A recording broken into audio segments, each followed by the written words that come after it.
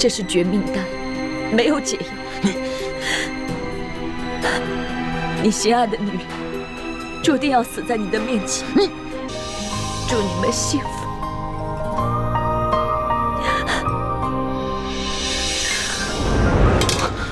上次单姬吩咐之事，为何迟迟不见动作？早日除掉李易欢，本王早日让你姐弟团圆。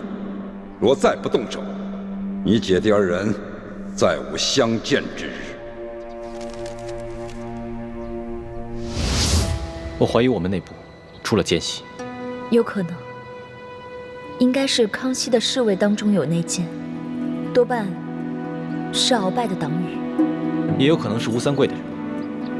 他在清廷当中安插了不少的眼线。既然如此，那我们就趁这次机会，来离间康熙和吴三桂的关系，让他们君臣内斗。我也是这么想的。不知道欢妹现在怎么样？我去找点水，你休息一会儿。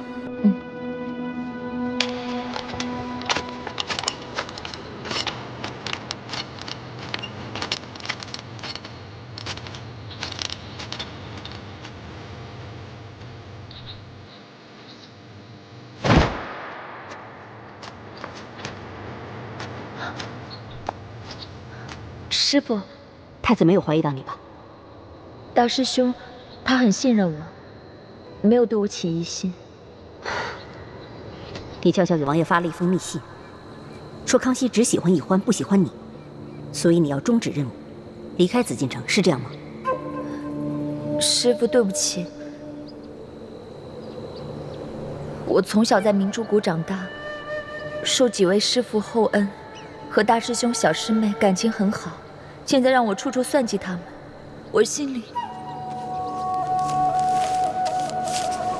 这是王爷给你的答案。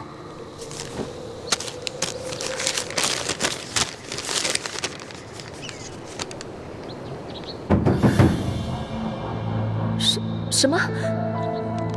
杀死易欢？王爷说了，康熙他虽然不能像疼爱李易欢那样疼爱你，但是对你还是敬爱有加的。在这后宫之中，最得圣宠的，除了李易欢就是你了。所以，一定要除掉李易欢这个绊脚石，康熙才能把注意力转移到你的身上。当然，我也知道你和李易欢的关系很好，以姐妹相称。所以，只要李易欢一死，康熙越是忘不了他，越是放不下对他的旧情，他对你就会越好。我做不到，师父。我真的做不到，师父，我求求你，去求求王爷，收回成命吧，师父。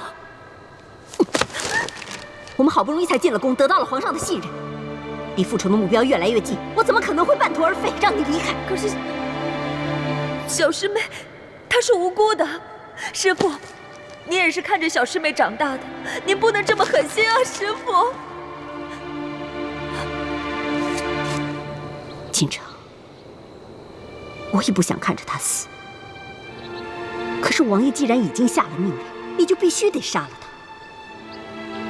这大仇未报，我不得不狠心。可是小师妹，她跟我们梅花门的大仇是没有关系的，她是无辜的，我们这么对她是不公平的，师父。那我们梅花门500多条人命，都命丧于朱明王朝之手，500多条人命啊！他们难道就不无辜吗？命运何尝对他们公平过？那他们的血债又找谁来还？师父，可是，师父，不要再说了。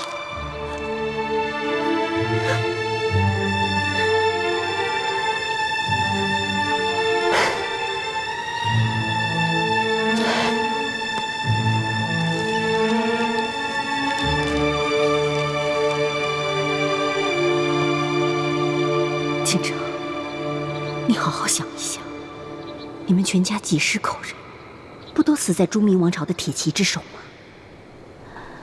为了给你的家人，还有我梅花门报仇，现在只能牺牲易欢了。对了，你别忘了，你的弟弟还在王爷的手中，如果你不杀死易欢，王爷一定不会放过他的。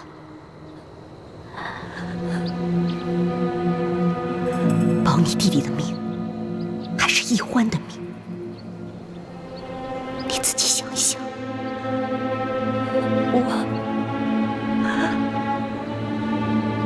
弟弟，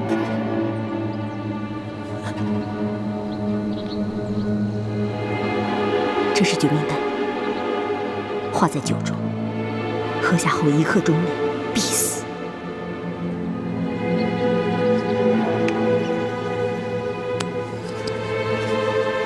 没有解药。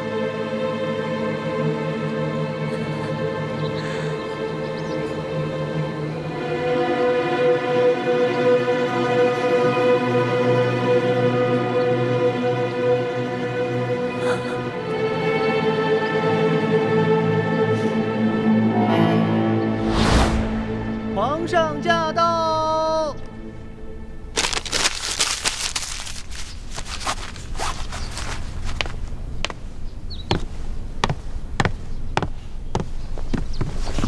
皇上吉祥。哎，起来吧。谢皇上。朕许久啊，没能来你这永和宫，今儿刚好得空，就顺道过来看看你。谢皇上挂心，妾身一切安好。好就好，坐吧。皇上前些日子一直愁眉不展，今日面露喜色，是不是有什么喜事啊？还不是易欢那个丫头，前些日子和朕赌气，朕是骂也骂不得，罚也罚不得，心里着实郁闷。还好，昨日转了性子，和朕和好如初了。易欢就是小孩子脾气，不懂事，皇上多担待。朕就喜欢你这个淡泊体贴的性子。这后宫之中啊，也就是你，不会是易欢为敌了。朕为了不让易欢惹麻烦，一直不让别的嫔妃去她的永乐斋，也不让她去别的嫔妃宫里。朕自己啊，也没时间陪她。你要是有空的话，就多去永乐斋走动走动。妾身遵旨。哦，对了，刘德昭等人已经全部出斩了，可惜裘贵逃走了。朕已命新的山西巡抚继续抓捕裘贵，等抓到了裘贵，朕就把他送到你爹的坟前处决，也算是为你报了大仇。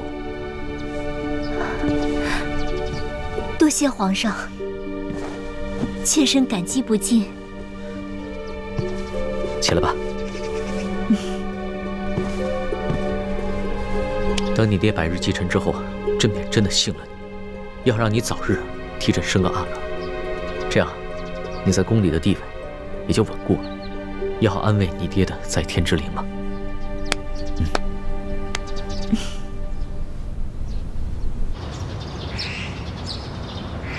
太皇太后那边有消息了吗？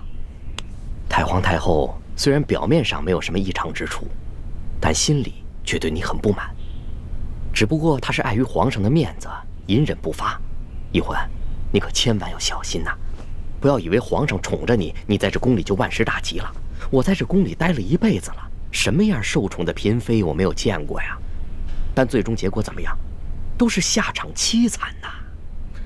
多谢叔父提醒，我知道的。等我找到铜匣以后，我就会离开这里，再也不会出现在皇上面前。如此最好。所谓伴君如伴虎，你跟你哥哥啊，还是及早抽身才是上策。对了，你们走之前可千万别忘了把那大补丸的解药给我。放心吧，叔父，没准儿我们走的时候，我哥哥已经研制出彻底解除大补丸的解药了。不过，我也不知道什么时候才能找到铜匣，现在一点头绪都没有。玉欢，有句话，我不知当说不当说。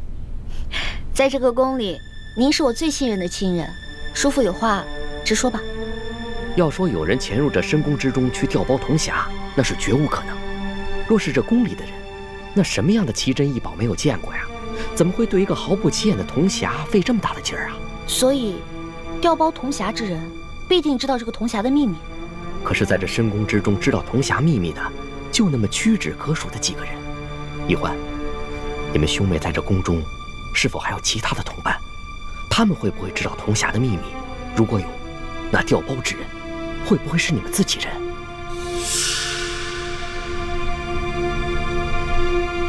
你先慢慢想，我得赶紧去伺候太皇太后跟皇上了。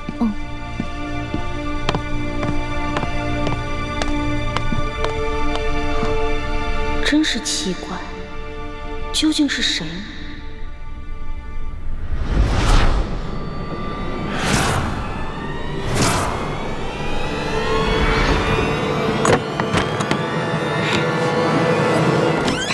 一欢，谁？哎，一欢，一欢，快去救大师兄啊！快啊！难道是雪姐姐？可是，雪姐姐，我用这个狗尾巴草给你编个小花篮吧。好啊。你怎么了，雪姐姐？你好像有点不开心啊。哦，我知道了，你肯定是在担心猪哥哥，对不对？你放心吧，这次呢，6位师傅集体出动去协助猪哥哥完成任务，一定非常顺利的。不是，我不是在担心大师兄。是昨天皇上来永和宫看我，他说什么？他说等书剑100日继承一过，就要真的临幸我，让我给他生龙子。那这可怎么办呀，雪姐姐？只要我继续留在宫里，这是迟早的事情，躲不过。现在只能希望能够在书剑100日继承之前找到铜匣，完成任务，这样我就能出宫了。雪姐姐深爱着猪哥哥，如果铜匣在她手上，她肯定宁可马上撤离，也不会接受康熙的临幸。但若不是她，难道是六师傅？六师傅，反正现在人都出去了，你赶紧坐下吧。花儿，这是在紫禁城里，不是在咱们明珠谷。这里可没有什么师傅徒儿，这里啊，只有这厉贵人、欢答应和雪嬷嬷。只要记着这一点，你的言行才不会露出破绽。记住，要尽快适应这宫中的生活，谨言慎行，一切以完成任务为主。徒儿记住了。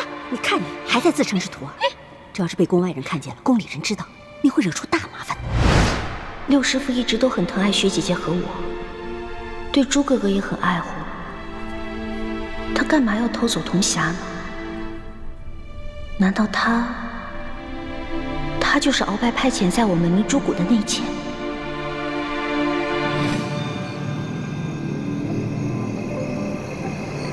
你们先退下吧，我和世淑姑娘说些私房话。是。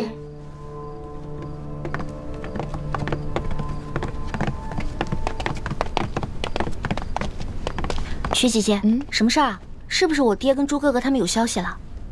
不是，他们的消息倒还没有。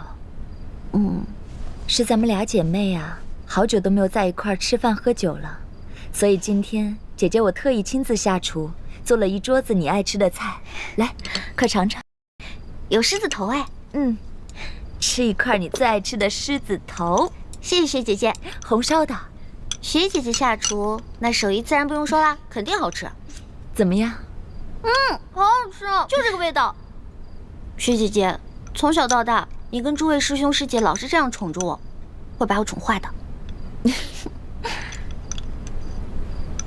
我这些天一直在想，如果我们不是生在这个朝代更迭的时代，而是生在太平盛世，那该有多好啊！生在什么时代啊，可不是我们能够控制的事情。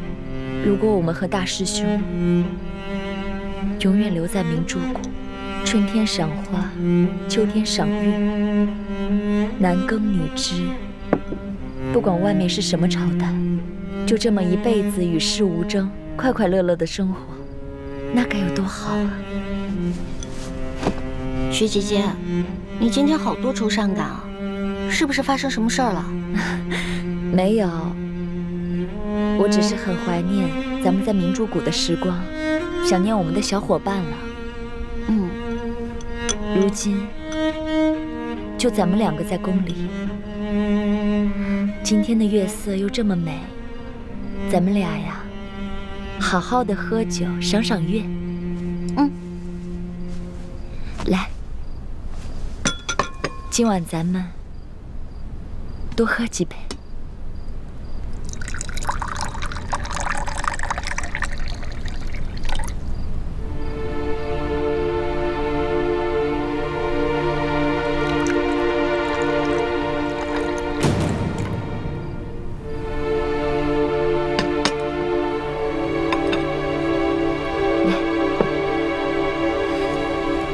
今天皇上又来看我了，我看得出，皇上今天的心情啊很好。前些天你跟他冷战，皇上也整日愁眉苦脸的。这宫里上下，每个人都战战兢兢的，生怕惹到皇上。看来，能让他如此伤心的，也只有你一个了。薛姐姐，能不能别跟我提皇上啊？你也跟我提他，我心里就乱糟糟的。不行，我就要跟你提。今天我叫你过来，也是要劝劝你。咱们都是明珠谷的人，和大清的皇帝势不两立，你和康熙是永远都不可能的。我知道，等我们找到铜匣以后，我们就撤出紫禁城了。那个时候，我再也见不到他了。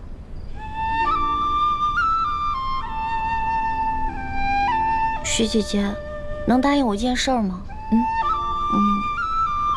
等朱哥哥回来，能不能别把这2天我跟康熙的事儿告诉他呀？大师兄那么深爱你，我跟他说这些不是故意伤他的心吗？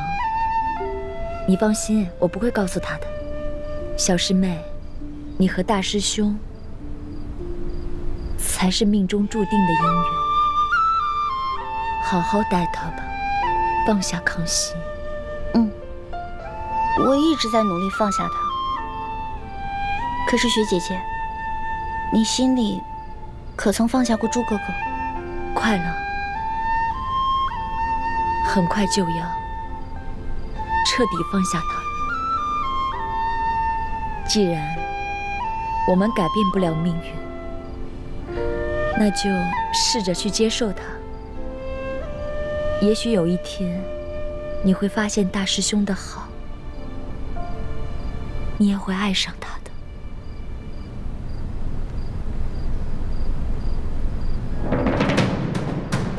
撤！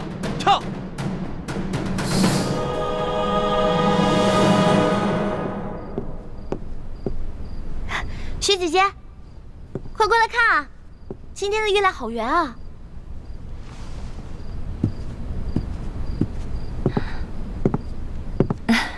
还真是啊，都说15的月亮16圆，今天真是格外的圆。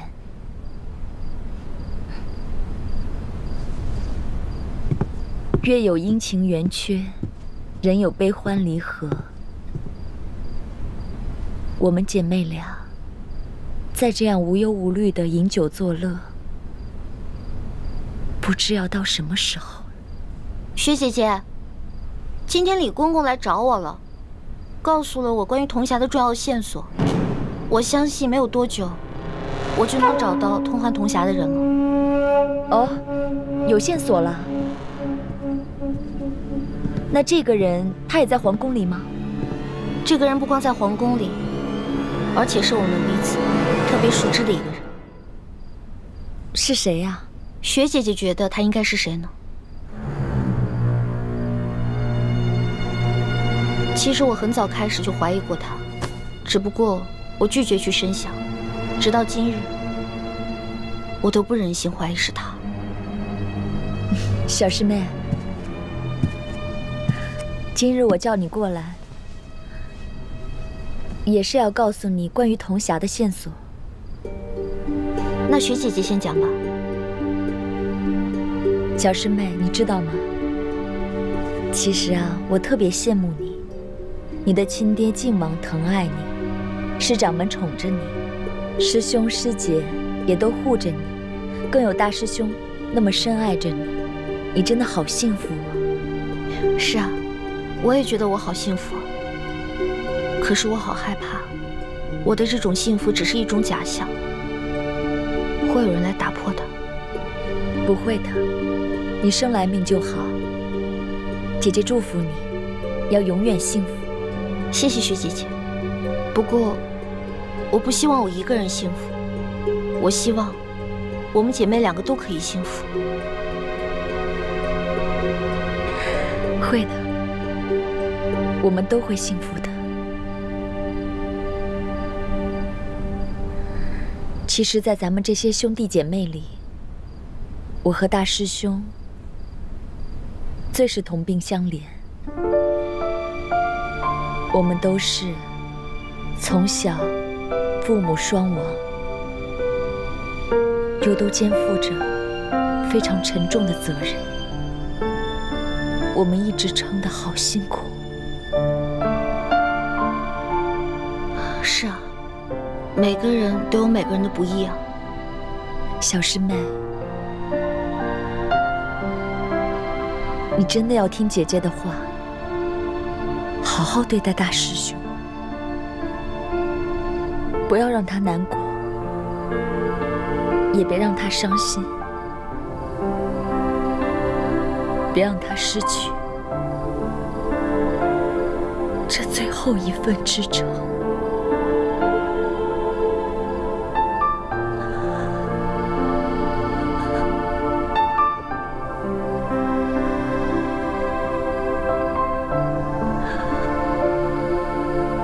祝你们幸福，干杯！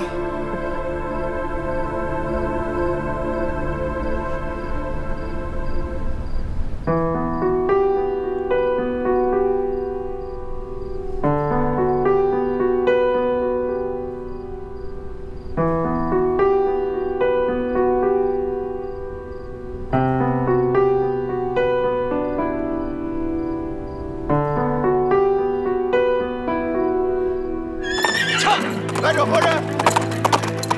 请。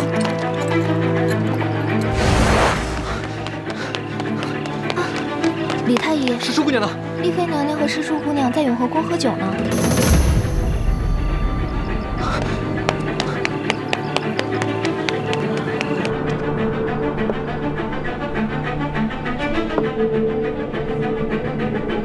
薛姐姐，你哭了。我是感动的，睫毛好像刺到眼睛里了，没事。来，咱们继续喝。薛姐姐，你现在可以说出童霞的事儿了吧？不急，喝完这杯酒啊，姐姐再慢慢跟你聊。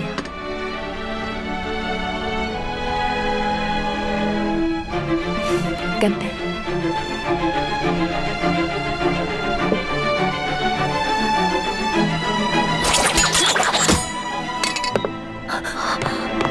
大师兄，朱哥哥，光妹，你没事吧？没。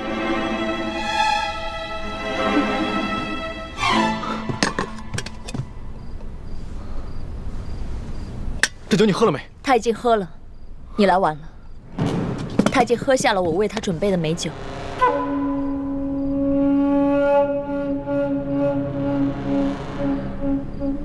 看来你全都知道了。是，我已经知道了，但是我还是不敢相信，除非你亲口告诉我。朱哥哥，本来义父让我不要说破的，但既然你已经对他下手了，那我也顾不了那么多了。欢梅，我们这次在滇都的行动，可以说是九死一生。吴三桂在我们明珠谷安插了奸细，而这奸细就是六师傅，还有倾城。薛姐姐，朱哥哥说的都是真的吗？是你拿走了童霞，上交给吴三桂了，是吗？不错。那你今天邀我过来赏月喝酒，是为了除掉我，对吗？王爷要我杀你，我不得不这么做，所以我在酒里下了毒。把解药交出来！这是王爷秘制的绝命丹，没有解药。楚哥哥，不要！把解药交出来！我说过，这是绝命丹，没有解药。你心爱的女人注定要死在你的面前。你现在唯一能做的，就是杀了我，替她报仇。雪姐姐，如果易欢有什么意外的话，不会放过你。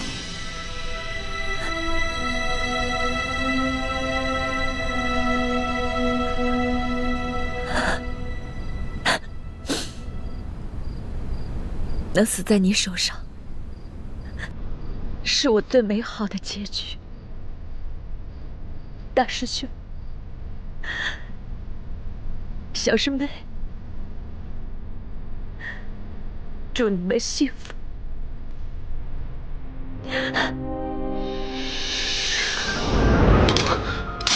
雪姐姐，雪姐姐，大师兄，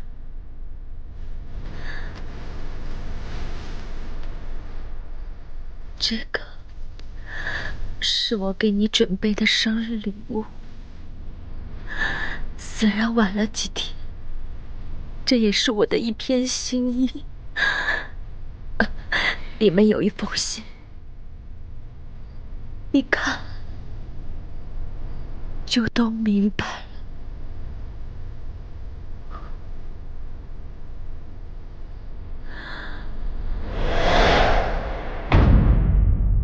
青城，青城。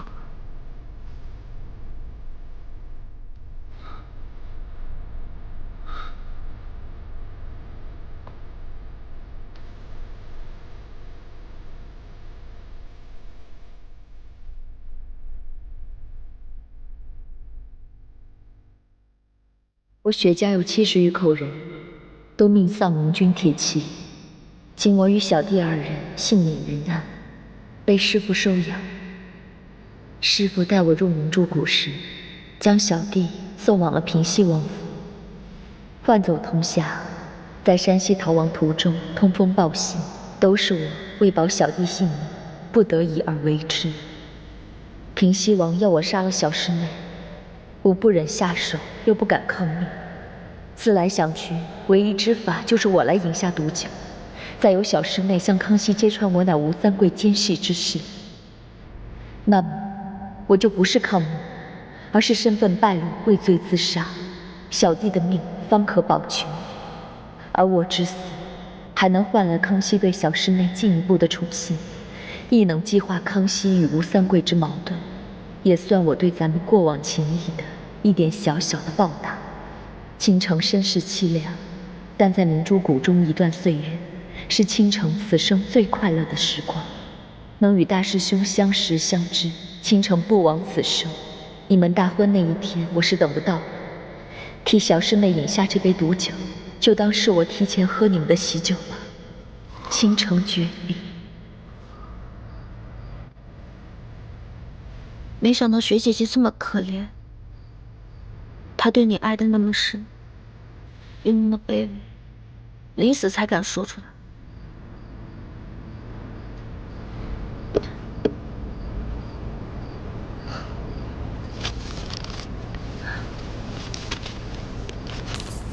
雪姐姐，雪姐姐，你醒了。你醒了，倾城。我死了吗？我这是在哪儿啊？我不是已经死了吗？你才没死呢，这是在你的永和宫啊。对不起，倾城，我不知道你有这么多苦衷。可我明明喝下了那杯毒酒啊！怎么回事啊？酒你是喝了，但是你没有喝毒酒。那杯毒酒啊，被我给换了。什么？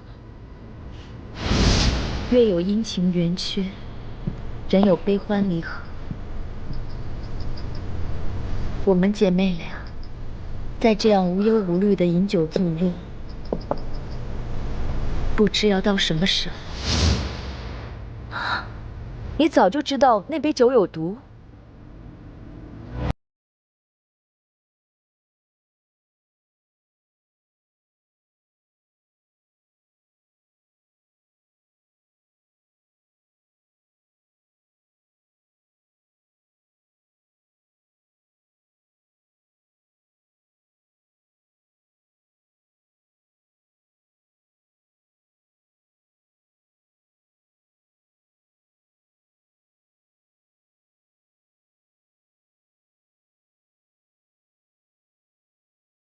工具谱上见过这种草图，所以我一看是鸳鸯湖就什么都明白了。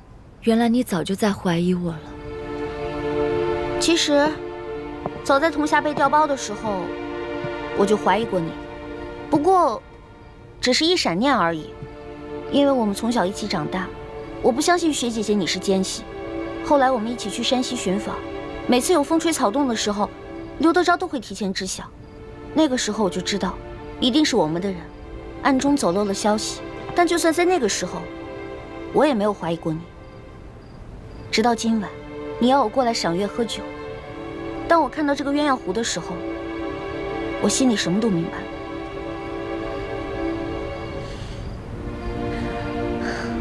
既然你看到鸳鸯湖就知道酒里有毒，那当时为什么不揭穿我？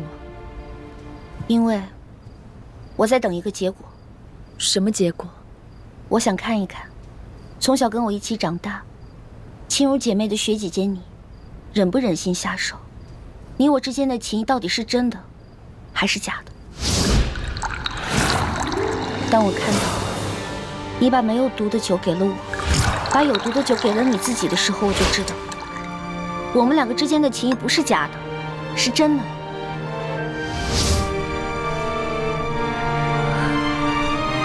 小师妹，你可愿意原谅我？薛姐姐，你说什么呢？你牺牲自己保全了我，我怎么可能怪你呢？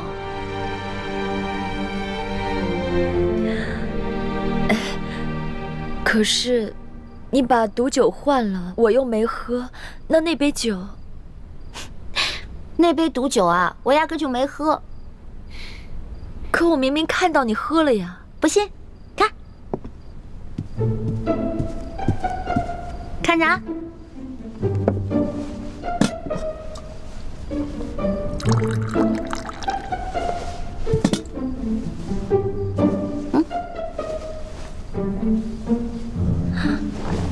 姐姐，酒呢？不是让你喝了吗？是吗？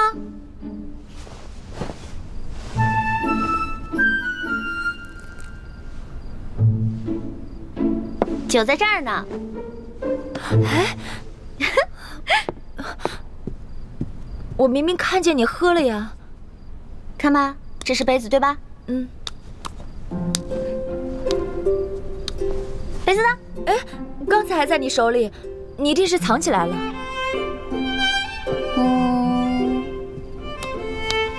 哎，在你身上呢。你是怎么做到的？易欢的武功跟暗器，样样学得杂而不精，唯独这轻功跟江湖杂耍之术，在我们所有人之上。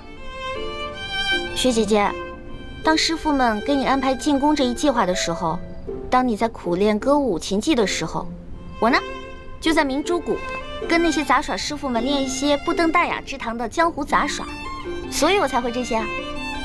不过，刚才为了能够在你房间里寻找铜匣，所以给你下了点迷药。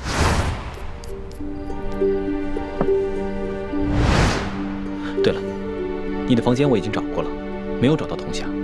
你是不是把铜匣交给六师傅，让他交给吴三桂了？不，我没有。吴三桂此人凶残狠毒，如果把铜匣给他及其3把金钥匙，找到宝藏，那对我们老百姓来说，一定不是好事。谢谢你，倾城。大师兄，你可别这么说，我已经没有脸再面对你们了。小师妹，你不该救我，就像我信上所说，把我揭发给康熙，让我以死谢罪吧。别再说这样的傻话了。有什么困难，我们一起解决。我们永远都是亲人。薛姐姐，你现在是不是在担心，你没有杀了我，吴三桂会对你弟弟不利啊？你放心吧，我们一定想办法把你弟弟给救出来。倾城，相信我，你的事就是我的事，你的弟弟就是我的弟弟，我一定会想办法把他给救出来。谢谢你们。